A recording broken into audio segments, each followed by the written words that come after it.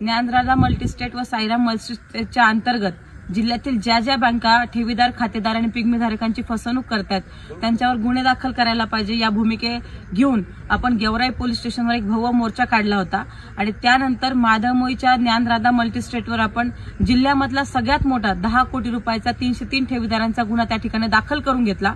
तशाच प्रकारचा गुन्हा साईराम मल्टीस्टेटवर व्हायला पाहिजे या भूमिका आपण घेतली होती आणि त्या संदर्भामध्ये साईराम बँकेची जी तलवाड्याची शाखा होती त्याच्या अंतर्गत येणारे खातेदार, ठेवीदार आणि पिगमीधारक यांनी दिनांक 6 आणि 7 तारखेला तलवाडा पोलीस स्टेशनमध्ये आपले तक्रार अर्ज त्या ठिकाणी दाखल करायचे।